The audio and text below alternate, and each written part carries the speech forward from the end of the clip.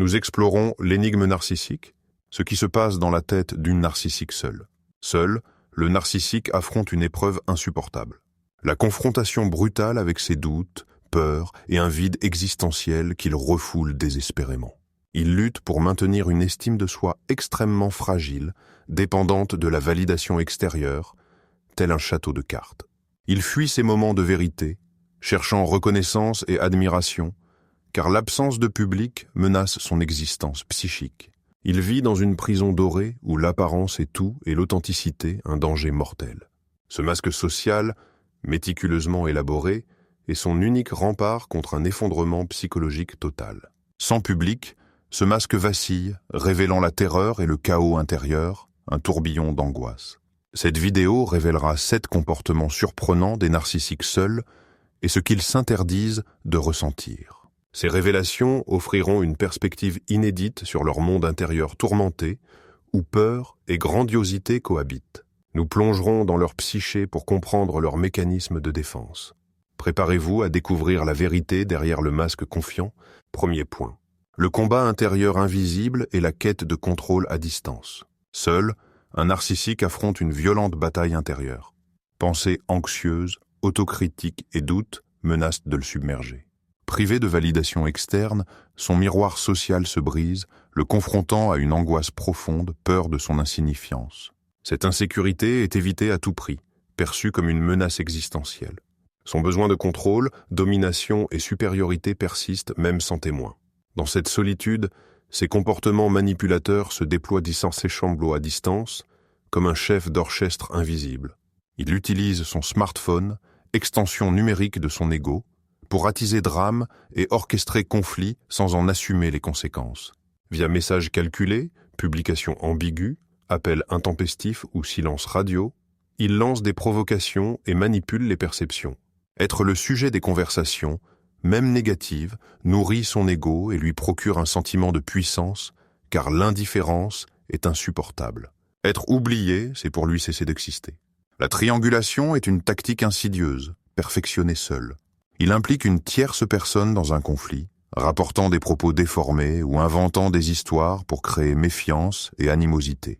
L'objectif est clair, diviser pour régner, affaiblir les liens pour maintenir son statut central, se poser en figure d'autorité ou de victime nécessitant attention. Cette stratégie lui permet de jouir d'un sentiment de puissance et de contrôle sur les émotions d'autrui, sans s'exposer directement. Face au vide émotionnel, à l'ennui et au sentiment d'insuffisance, il se réfugie dans des comportements impulsifs et risqués pour anesthésier sa douleur. Abus de substances, achats compulsifs, activités sexuelles à risque ou aventures sans lendemain deviennent des évasions temporaires, quête de validation et d'adrénaline, l'intimité étant perçue comme une menace. Ces évasions n'apaisent jamais la douleur. Elles alimentent un cycle destructeur de honte, culpabilité et fuite, le piégeant dans son tourment et renforçant son isolement. Leurs pensées tournent sans cesse autour du pouvoir, du contrôle et de la planification de leur prochaine conquête ou manipulation. Leur critique intérieure est impitoyable, une voix incessante qui martèle leur peur d'être perçus comme faibles, incompétents ou démasqués. Pour échapper à cette anxiété et autoflagellation, ils s'engagent dans des distractions frénétiques. Ils scrollent les réseaux sociaux pour du narcissistic supply instantané, ou se plongent dans des jeux vidéo pour dominer leurs adversaires, recréant un sentiment de toute puissance. Seuls, ils se mettent en scène obsessionnellement, même sans public. Ils s'entraînent au langage corporel devant un miroir, répètent des conversations imaginaires où ils brillent, rejouent des scénarios de triomphe ou d'admiration. Cela leur donne l'impression d'être invincibles, préparés à toute éventualité, renforçant leur masque social. Ils peaufinent leurs récits, expressions faciales et postures, comme des acteurs répétant leur rôle, cherchant la perfection. La solitude révèle leur profonde vulnérabilité. L'absence de validation externe est ressentie comme une perte d'identité, une dissolution de leur être. Le silence les confronte à leurs insécurités et à un vide intérieur, d'où la fuite panique vers les comportements à risque et les manipulations à distance. Ils sont des funambules sur le fil de leur propre ego, un faux pas signifiant l'anéantissement. Ces comportements proviennent d'un manque d'estime de soi authentique et d'une incapacité à gérer leurs émotions perçues comme des faiblesses. Les narcissiques vivent un cycle épuisant de recherche constante de validation, de déception lorsque celle-ci ne suffit jamais, et de fuite face à leur insuffisance perçue. Leur solitude est un miroir impitoyable qu'ils fuient, car il reflète une vérité qu'ils ne peuvent accepter sans risquer l'effondrement.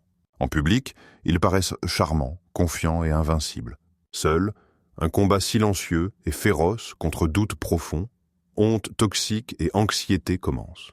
Ils se réfugient dans les drames à distance, les comportements à risque et la mise en scène obsessionnelle d'une image idéale à maintenir coûte que coûte. La solitude narcissique n'est pas un havre de paix, mais une agitation interne intense, une tentative désespérée d'échapper à une vérité insupportable et à un effondrement imminent. Deuxième point, le juge intérieur impitoyable et la punition silencieuse. Derrière la façade de grandeur et de confiance se cache un juge intérieur d'une cruauté inouïe, un inquisiteur implacable. Seul, ce critique interne se déchaîne, murmurant doutes corrosifs, peur d'inadéquation et accusations cinglantes d'être un imposteur.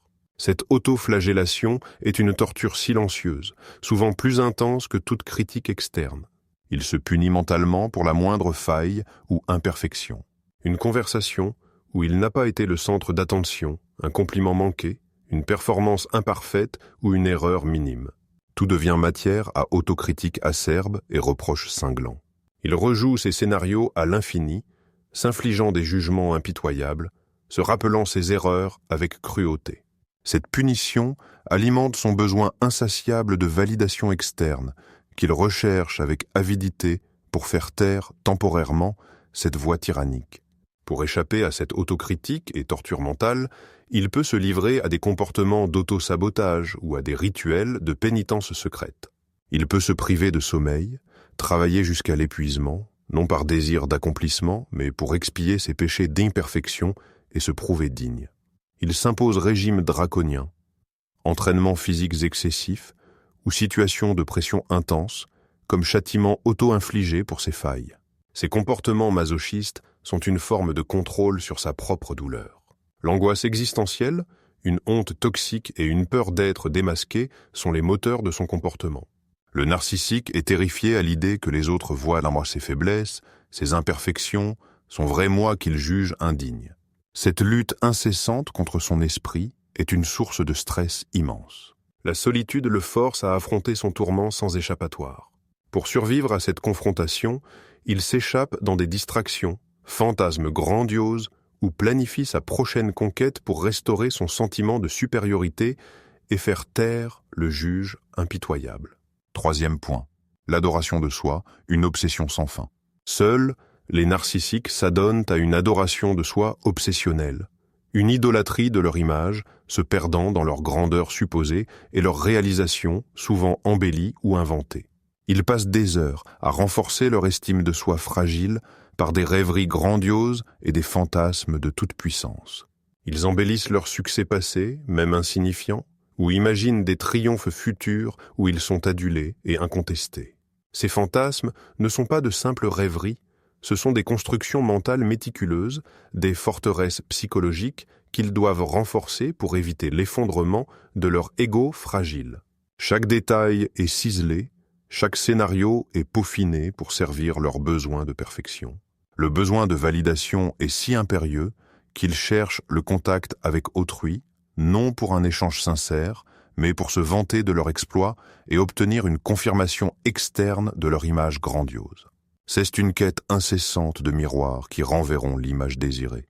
Chaque compliment, signe d'admiration, jaillit sur les réseaux sociaux, renforce leur illusion, leur permettant d'éviter le vide existentiel et la peur de leur insignifiance. Si le miroir ne renvoie pas l'image désirée, s'il reflète une imperfection ou une critique, il le brise symboliquement, le rejette avec mépris ou le dénigre, car la vérité est intolérable.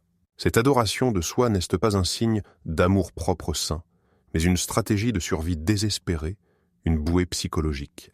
Sans validation externe, ils doivent devenir leur propre source de supply narcissique. Ils se racontent leur histoire, modifiant les détails, amplifiant leurs qualités, souvent imaginaires, et minimisant leurs défauts pour maintenir une image parfaite et inattaquable.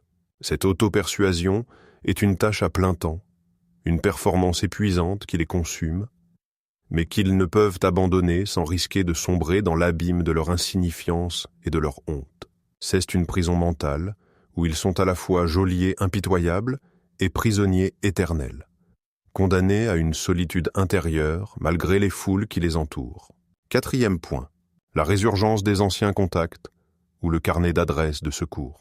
Face à l'ennui, au vide émotionnel ou à une baisse de supply narcissique, les narcissiques activent leur liste de contacts de secours. Il s'agit d'anciennes connaissances, d'ex-partenaires ou d'amis du passé qui ont été une source d'attention, d'admiration ou de validation. Ces interactions ne sont jamais innocentes. Ce sont des solutions de repli rapide, des réserves d'énergie narcissique qu'ils réactivent en cas de besoin pour apaiser leurs besoins de reconnaissance et de pouvoir. C'est une stratégie froide et calculée, un acte de hoovering de leurs anciennes victimes. Ils contactent ces personnes avec une stratégie manipulatrice rodée. Ils peuvent calomnier leur partenaire actuel pour susciter pitié, se posant en victime innocente d'une relation toxique. Ils peuvent prétendre ne pas s'être remis de l'ancienne relation, affirmant personne ne les a jamais compris comme toi, pour attirer l'attention et réactiver la nostalgie ou la culpabilité. Leurs messages sont souvent ambigus, remplis de sous-entendus et promesses voilées. Souvent, ils écrivent simultanément à plusieurs personnes de cette liste de secours, testant le terrain. La première à réagir avec l'attention désirée leur fournit la dose d'énergie narcissique recherchée. Les autres étant ignorés sans remords. C'est un jeu cynique où les sentiments d'autrui sont réduits à des outils pour leur gratification immédiate. Ils n'éprouvent aucune culpabilité à les utiliser et les jeter de nouveau, car l'empathie leur fait défaut, et les autres ne sont perçus que comme des objets à leur disposition. Cette tactique de hoovering vise à aspirer leurs anciennes victimes dans leur orbite. Ils peuvent promettre des changements radicaux, un avenir meilleur et une relation idéalisée, mais ces paroles sont creuses et ne servent qu'à manipuler. L'impact sur les personnes contactées est souvent dévastateur. Confusion intense, espoir renaissant suivi d'une déception brutale et sentiment d'être utilisé et jeté. Le narcissique continue sa quête égoïste, sans se remettre en question, laissant derrière lui un sillage de cœurs brisés et de vies en ruine. 5e point, l'immersion totale dans l'univers des réseaux sociaux. Seul, le narcissique trouve dans les réseaux sociaux la scène idéale pour satisfaire son besoin insatiable d'attention, de validation et d'admiration. Sur ces plateformes, il sculpte méticuleusement une image idéalisée de lui-même, réussie, attrayante et enviée. Chaque photo est retouchée pour effacer l'imperfection, chaque statut est formulé avec ruse, chaque récit est exagéré ou inventé pour susciter l'envie, l'admiration et un flot constant de jaillements et de commentaires flatteurs. Toute validation, même superficielle, est une bouffée d'oxygène vitale pour son ego fragile. Son objectif est de maintenir une façade de perfection inattaquable, de projeter une vie enviable et sans défaut. Il utilise les réseaux sociaux pour nouer des contacts ciblés et rechercher une attention inconditionnelle de nouvelles proies. Sa démarche est toujours calculatrice. Il distribue des compliments excessifs, envoie des messages flatteurs et manipulatoires, ou tente de susciter la pitié en se posant en victime d'injustice. Il alterne les rôles, séducteur, ami dévoué, victime vulnérable, pour contrôler les conversations et manipuler les perceptions sans investissement émotionnel authentique. Un comportement toxique qu'il affectionne est l'attisement délibéré de conflits et de controverses. Il commente de manière provocatrice, critique les opinions d'autrui ou lance des discussions houleuses, non pour débattre, mais pour attirer l'attention, même négative. Toute réaction est préférable à l'indifférence, car être ignoré est pour lui une forme de mort symbolique, une annulation de son existence. Être le centre d'une controverse, même s'il est détesté, lui procure un sentiment pervers d'omnipotence et de contrôle sur les émotions d'autrui. Bien que les réseaux sociaux nourrissent son ego et lui procurent de l'attention, ils sont aussi une source constante d'insécurité et d'angoisse. En mettant en scène sa supériorité, il est exposé aux vies et succès souvent idéalisée, des autres. Cette comparaison incessante le plonge dans l'envie, la jalousie et un sentiment de ne jamais être assez bien. Cette contradiction interne fait des réseaux sociaux une arme à double tranchant, une source de gratification éphémère et de tourments profonds. Pour refouler cette insécurité et anxiété, il publie encore plus, cherchant toujours plus de réactions, de j'aime, de commentaires, dans une spirale sans fin. Chaque succès d'autrui est perçu comme une menace directe à son statut et à son image. Cette pression interne le rend hyperactif sur les réseaux. Chaque validation est une dose d'ego, un soulagement temporaire qui le pousse à recommencer sans cesse, comme un toxicomane en quête de sa prochaine dose. Cette dépendance à la validation externe a des répercussions destructrices sur sa vie. Ses actions, choix et expériences sont de plus en plus orientés vers leur perception en ligne, non vers un épanouissement personnel authentique. L'authenticité est sacrifiée sur l'autel de l'image, de la perception et de la performance. Il ne vit plus pour lui-même, mais pour le regard des autres. Cette dépendance est une prison dorée, un piège qu'il a construit. Il devient l'esclave de son personnage en ligne, agissant uniquement pour ce qui est Instagrammable ou Facebook-friendly. Son attention est focalisée sur sa perception par les autres, non sur son être profond. Il peut projeter une image de bonheur et de succès tout en étant intérieurement vide, angoissé et malheureux. La frontière entre réalité et fiction numérique s'estompe, le piégeant dans un rôle constant, une performance sans fin. Il est vital de comprendre cette dynamique. La confiance apparente, le charisme et la perfection affichés sur les réseaux ne sont qu'une masque, une illusion. Sa vie parfaite est une construction minutieuse, une mise en scène. Ne vous laissez pas tromper par cette façade brillante.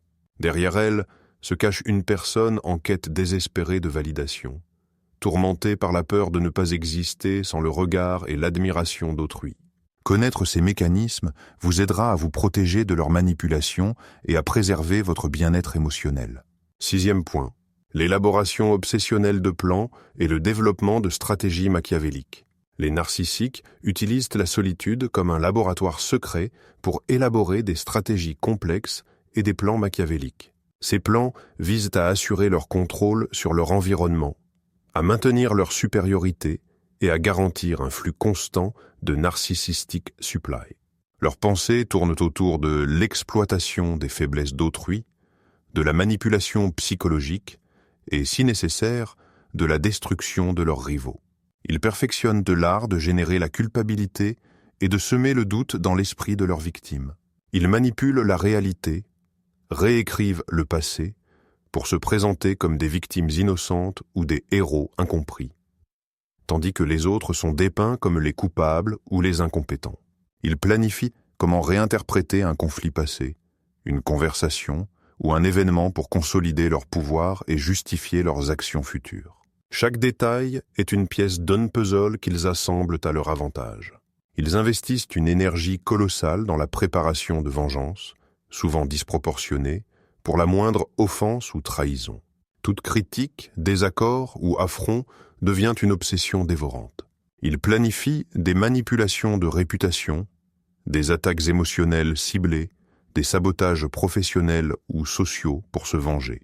Ils imaginent ruiner la carrière d'un ancien collègue ou la vie sociale d'un ex-partenaire, savourant par anticipation la souffrance de l'autre, une satisfaction perverse. Seuls, ils développent des stratégies complexes pour atteindre leurs objectifs de carrière ou sociaux, sans souci d'éthique ou de moralité. Ils analysent comment influencer leur entourage par la tromperie, la flatterie excessive, le chantage émotionnel ou la propagation de rumeurs. Le but est d'être constamment au centre de l'attention, perçu comme le plus brillant, compétent et intouchable. Ils élaborent des plans pour s'attribuer le mérite d'autrui, discréditer les réussites de collègues ou manipuler les hiérarchies pour grimper les échelons sans se salir les mains directement. Ils réfléchissent sans cesse à la manière de contrôler les relations, développant des scénarios pour provoquer la peur, la culpabilité ou la dépendance chez leurs proches. Cette manipulation psychologique maintient les victimes captives et dépendantes de leur approbation. Ils planifient aussi comment éliminer les rivaux potentiels, collègues, amis ou membres de la famille, par la propagation de rumeurs, de calomnies ou par un sabotage de leurs projets, tout en veillant à ne jamais être directement impliqués, laissant d'autres faire le sale boulot. Tous leurs plans tournent autour du pouvoir, du contrôle et de la validation de leur ego grandiose. Leur objectif est d'être constamment sous les feux de la rampe, perçus comme intouchables et supérieurs. Cette planification incessante et machiavélique montre leur détermination à protéger leur image grandiose et à éviter toute perception de faiblesse. C'est une lutte constante et épuisante pour le contrôle de leur monde et de ceux qui y vivent. 7e point. La rumination compulsive et la réécriture constante de l'histoire. Seul, un narcissique est un historien biaisé et un révisionniste de son mythe personnel. Il rejoue mentalement conversations et événements passés, se concentrant obsessivement sur les moments qui ont flatté son ego, où il a exercé un contrôle ou reçu de l'attention. Il crée un best-of interne de ses triomphes et exploit pour gonfler artificiellement son estime de soi fragile. Chaque souvenir est poli, magnifié, enjolivé pour le mettre en valeur, sans nuance ni autocritique. Il déforme systématiquement les événements négatifs, les échecs, les critiques ou les moments où il a été mis en défaut. Dans son récit mental, il se présente invariablement comme un héros incompris, une victime innocente des circonstances ou des actions d'autrui, tandis que les autres sont les coupables. Cette réécriture mentale de l'histoire est un puissant mécanisme de défense, un bouclier psychologique pour protéger son ego fragile d'une confrontation douloureuse avec la réalité de ses imperfections et de ses erreurs. En solitude, les narcissiques tentent d'échapper à la réalité et de refouler la honte toxique qui les ronge. Cette honte, souvent issue de traumatismes, d'un sentiment d'inadéquation ou d'une vide émotionnelle, est le moteur de leur quête incessante de validation extérieure. Ils cherchent cette validation comme une drogue vitale, un remède pour maintenir leur fantasme grandiose, colmater les brèches de leur identité fragmentée et éviter le vide intérieur et l'angoisse existentielle. Les narcissiques admettent rarement leurs erreurs, car cela est intolérable pour leur ego. Face à la critique, ils réagissent par le déni, la projection, attribuant leurs défauts à d'autres, la victimisation, le gaslighting, remettant en question la réalité de l'autre, et la recherche de facilitateurs ou de singes volants. Ces facilitateurs valident leur comportement, renforcent leur vision déformée du monde et les protègent de toute remise en question.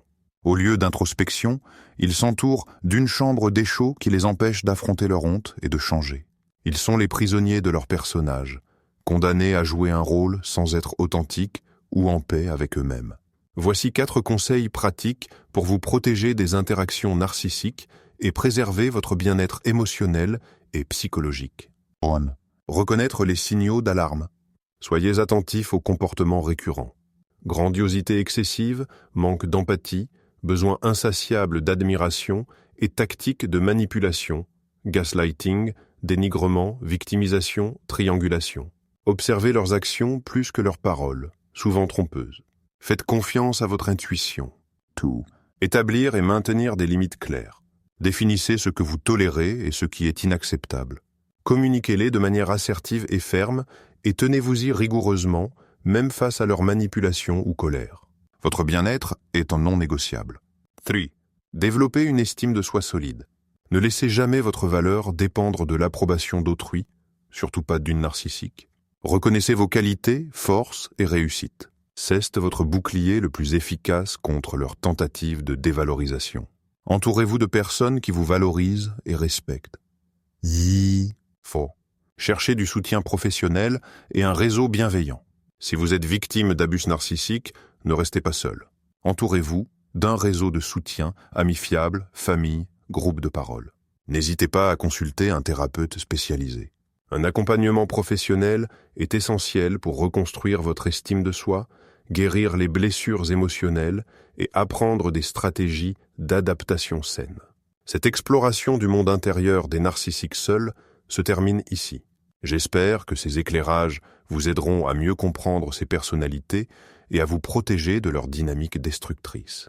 La connaissance est un pouvoir précieux pour construire des relations plus équilibrées et saines.